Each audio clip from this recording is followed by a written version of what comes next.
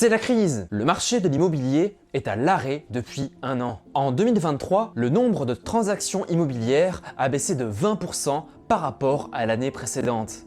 Cette stagnation inquiétante suscite des craintes de répercussions économiques majeures dans le secteur de la construction et de l'immobilier. Mais qui est responsable de cette situation? D'où provient cette baisse drastique? Un seul mot fait frémir, les taux d'intérêt. En à peine un an et demi, ils sont passés de 1% à 4% pour lutter contre l'inflation, alimentant ainsi les interrogations et les inquiétudes.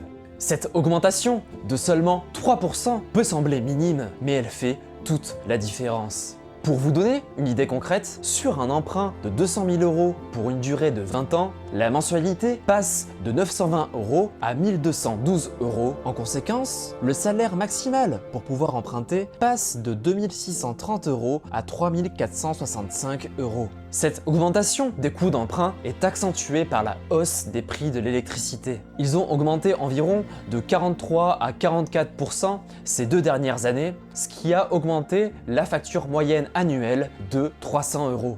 À cela s'ajoute l'inflation qui a augmenté de 12% depuis 2021, ce qui a fait baisser le pouvoir d'achat de nombreux Français.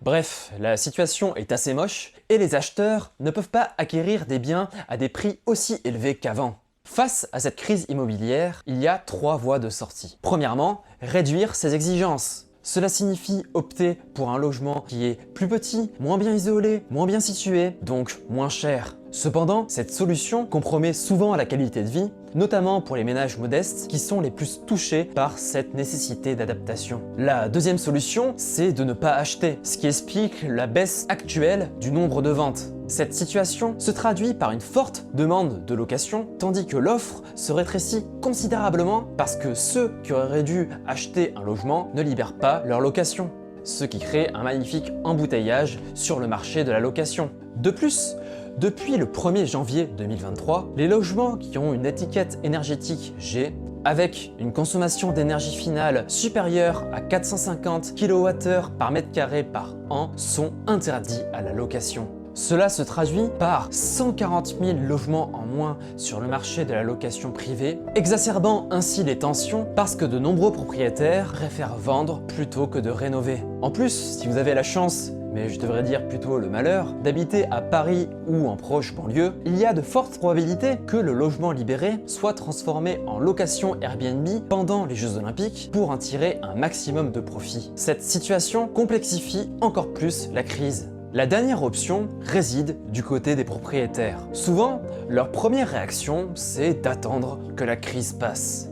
Cependant, cette situation est souvent temporaire parce que de nombreux propriétaires sont obligés de vendre pour cause de mutations professionnelles ou encore parce qu'ils doivent payer des frais de succession. Face à des taux d'intérêt qui ne diminuent pas, certains propriétaires choisissent de faciliter les ventes et de baisser les prix pour s'adapter au nouveau pouvoir d'achat des acquéreurs. Pour l'instant, c'est très timide. Ces baisses ne suffisent pas à compenser totalement la hausse des coûts d'emprunt. En effet, pour contrebalancer la baisse du pouvoir d'achat immobilier, il aurait fallu que les prix chutent d'environ 25%, alors que dans les faits, on a plutôt été autour de 5%. Cette baisse des prix n'est pas uniforme. Elle se fait surtout dans les grandes villes parce que c'était là où les prix étaient les plus élevés. En revanche, on observe une redynamisation du marché immobilier dans les villes moyennes où les prix se stabilisent. Néanmoins, la situation semble s'améliorer par rapport à juillet 2023 parce que les taux commencent à se stabiliser. Ils ont cessé d'augmenter en raison de la diminution de l'inflation.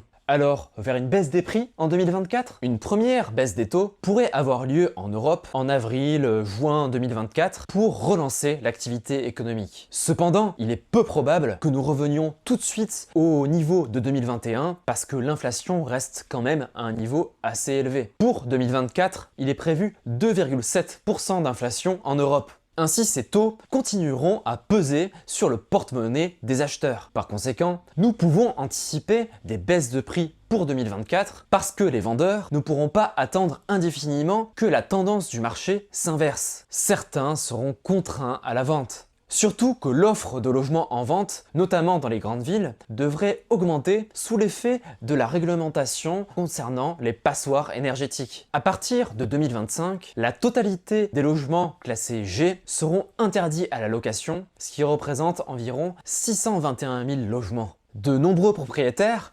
préféreront vendre plutôt que de louer, ce qui accentuera la pression à la baisse sur les prix. Les acheteurs auront ainsi un choix beaucoup plus large entre plusieurs types de biens. Cependant, cette évolution risque d'aggraver la situation sur le marché locatif. Cette surabondance de l'offre pourrait être particulièrement marquée à Paris parce qu'il y a de nombreux propriétaires qui attendent la fin des Jeux Olympiques pour mettre en vente leur logement. En effet, ils choisissent de le louer sur Airbnb pour en générer des revenus avant de le vendre. Et que va-t-il se passer pour les prochaines années ?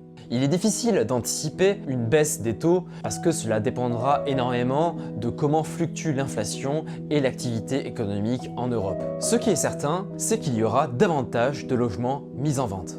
Avec l'interdiction progressive de louer des passoires énergétiques, les étiquettes F seront interdites en 2028 et les E en 2034, soit respectivement 1,2 million et 2,8 millions de logements retirés du marché de la location. De nombreux propriétaires opteront alors pour la vente plutôt que la rénovation, ce qui pourrait exercer une pression à la baisse sur les prix. De plus, le vieillissement de la population contribue à ce phénomène. Les personnes âgées ont plutôt tendance à vendre leur logement plutôt qu'à en acheter de nouveaux. Par conséquent, avec une proportion moindre de trentenaires qui ont plus tendance à acheter, les prix pourraient subir une pression à la baisse parce qu'il y a moins de demandes. Même si les taux venaient à baisser dans les prochaines années, nous nous retrouverions toujours avec des prix des logements très élevés par rapport aux revenus des ménages. Pour véritablement résoudre la crise du logement à long terme, il faudrait que les prix redescendent à des niveaux acceptables, similaires à ce que nous avons connu au début des années 2000. En réalité, la crise immobilière que nous connaissons aujourd'hui a des origines beaucoup plus lointaines qu'il n'y paraît. Elle a pris naissance en 1999 à une période où les acheteurs ont pu emprunter des montants beaucoup plus importants grâce à deux facteurs. La durée d'emprunt a été allongée, passant de 15 à 20 ans, et les taux d'intérêt ont diminué. Ces changements ont permis des mensualités plus abordables, donc de pouvoir acheter à des prix plus élevés. Ces évolutions ont entraîné une flambée significative des prix de l'immobilier. En seulement 7 ans, entre 2000 et 2007, ils ont été multipliés par 2. Puis est arrivé 2008.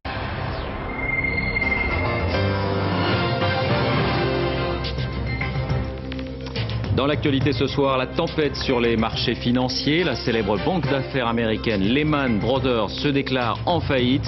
Victime de la crise des subprimes, les bourses plongent, Paris perd près de 4%. Une crise qui a entraîné des faillites d'entreprises et du chômage, rendant ainsi l'achat d'un bien immobilier plus complexe. Initialement, on aurait pu penser que l'ajustement se ferait par les prix, un peu comme ce que l'on observe aujourd'hui, ce qui a commencé à se produire d'ailleurs. Cependant, les prix sont rapidement repartis à la hausse, en particulier dans les grandes métropoles, car ils ont été soutenus par une baisse contrôlée des taux d'intérêt visant à relancer la croissance après la crise financière. Cette politique de taux bas a permis de maintenir un niveau élevé, plus ou moins stable, à l'échelle nationale pendant une quinzaine d'années les prix de l'immobilier. Sans cette mesure, les prix auraient probablement chuté de manière très importante dès 2010. Et il y aurait mieux valu, car cela aurait contribué à baisser la pression sur les coûts du logement. La crise immobilière que nous traversons découle assez logiquement de cette période où nous n'avons pas anticipé une augmentation brutale, mais probable, des taux d'intérêt. C'est un manque flagrant de prévoyance de la part de nos gouvernements. Le résultat est que nous en subissons les conséquences aujourd'hui. En 2024, pour acquérir le même logement qu'en 2000, nous devons nous endetter sur 29 ans contre seulement 15 ans auparavant. Cette crise du logement a des répercussions économiques et sociales considérables. Les jeunes sont les premiers touchés. En raison des prix élevés de l'immobilier, ils retardent de plus en plus leur achat par rapport aux générations précédentes. Beaucoup d'entre eux restent donc plus longtemps dans leur location, voire même chez leurs parents. Et lorsqu'ils veulent devenir propriétaires, ils sont souvent obligés de demander de l'aide de la part de leurs parents, de leurs grands-parents, pour constituer un apport suffisant afin d'emprunter, dont le montant ne cesse d'augmenter en raison de la hausse des prix, alors qu'auparavant c'était plutôt les enfants qui devaient aider leurs parents. Ce phénomène renforce évidemment la reproduction sociale. Si vous n'avez pas une famille qui est prête à vous donner de l'argent, eh bien vous allez être désavantagé. De nos jours, il semble plus avantageux sur le plan financier d'hériter plutôt que de travailler dans le but d'acquérir de l'argent pour acheter un logement. Et lorsqu'ils parviennent à acquérir enfin un logement, les jeunes l'achètent souvent à des personnes bien plus âgées qui l'ont acquis évidemment à un prix beaucoup plus bas. Les jeunes sont alors contraints de s'endetter sur des périodes beaucoup plus longues pour avoir des mensualités abordables. Les logements sociaux, qui sont des loyers abordables construits par les autorités publiques, sont eux aussi indirectement touchés par la crise. Ceux qui y habitent n'arrivent souvent pas à acheter un logement parce que c'est trop cher. Du coup, ils restent dans les logements sociaux, ce qui fait moins de place pour les autres. Et comme il y en a de plus en plus qui en ont besoin, ils sont vite pleins. Ça force alors beaucoup de personnes à louer des appartements privés, mais ce qui a un coût qui est quand même plus important et qui peut les mettre dans des difficultés financières importantes. Même si les villes sont censées construire plus de logements sociaux, cela ne suffit pas pour répondre à une demande qui ne cesse d'augmenter. Cette crise du logement a renforcé les inégalités socio-spatiales. On a vu se creuser un fossé entre les différentes classes sociales en fonction du logement. Les Français ont de moins en moins le choix quant à l'endroit où ils peuvent vivre, étant donné les prix exorbitants. Cela a conduit à la concentration de certains groupes sociaux dans des zones spécifiques. En conséquence, les riches et les pauvres ont tendance à vivre de manière de plus en plus séparée, ce qui réduit la mixité sociale et renforce les inégalités parce qu'ils n'ont pas accès à la même éducation. À l'échelle des communes, ce n'est pas toujours évident à percevoir, mais à l'échelle des quartiers, c'est flagrant. On observe une séparation nette entre les quartiers riches et les quartiers pauvres, comme c'est le cas dans les deux plus grandes villes de France, Paris et Marseille. De plus, les communes ont tendance à construire des logements sociaux dans les endroits qui sont les plus défavorisés, ce qui renforce la ségrégation. Des communes refusent même de construire des logements sociaux, ce qui contribue à maintenir ces disparités. Enfin, la qualité du logement est devenue totalement déconnectée de son prix. Pendant longtemps, il était courant, bien que de moins en moins vrai aujourd'hui, que le prix d'achat d'un logement, qu'il soit classé en catégorie énergétique C ou G, différait très peu. De nombreuses personnes ont investi des sommes considérables dans des biens qui, sur le plan qualitatif et environnemental, ne valaient pas cet investissement. Maintenant, lorsqu'on leur demande, à juste titre, d'effectuer des rénovations pour parvenir à atteindre nos objectifs climatiques, beaucoup de propriétaires ne peuvent pas le faire ou ne veulent pas le faire parce que cela coûte extrêmement cher. Ils préfèrent souvent vendre. Cette situation est une véritable bombe à retardement pour les années à venir. Que faire pour endiguer cette crise du logement ? On a besoin de plus de logements pour les Français. C'est le sens du choc d'offres. En réalité, le nombre de logements n'est pas un facteur explicatif des prix de l'immobilier en France. Il ne s'agit pas tant d'une pénurie de logements, mais d'un manque de logements abordables et à bon marché. C'est là que réside l'importance du logement social. Si nous le voulions vraiment, il y aurait assez de logements pour loger toute la population. Ainsi, la crise du logement en France est davantage une crise financière que démographique. Bruno Le Maire souhaiterait qu'on relève le plafond d'endettement qui est à 35%, ou qu'on puisse allonger la durée de remboursement qui est limitée à 25 ans. C'est une très mauvaise idée. Cela risque d'augmenter le non-paiement des mensualités et pourrait déclencher une crise financière qui entraînerait les banques dans son sillage. Je veux vraiment avoir une action très forte et spécifique pour la classe moyenne, qu'elle puisse se loger, notamment avec les fameux LLI, logements intermédiaires. Non, surtout pas. En gros, le logement intermédiaire, c'est plus cher que le logement social, mais toujours moins cher que le marché privé. D'abord, leur construction coûte plus cher que du logement social, et cela profite surtout aux investisseurs qui veulent gagner de l'argent. Ensuite, ces logements sont surtout destinés à la classe moyenne supérieure, donc ceux qui ont un petit peu d'argent et qui n'ont pas un besoin urgent de logement. En réalité, ce qu'il faut, c'est produire plus de logements sociaux. Environ 70% des Français peuvent y prétendre à un loyer abordable. Les logements intermédiaires ne font que permettre aux communes de mieux trier qui peut vivre où. Et je propose de lancer en priorité un chantier sur le développement du bail réel solidaire. On en a beaucoup parlé dernièrement, un peu comme une solution miracle face à la crise du logement. Mais en réalité, c'est un peu plus compliqué que ça. Avec ce système, on achète seulement les murs de son logement et on loue le terrain où il est construit. C'est un peu comme une semi-propriété, c'est-à-dire qu'on va payer chaque mois un loyer pour le terrain et on va en même temps rembourser son emprunt pour l'achat des murs de la maison.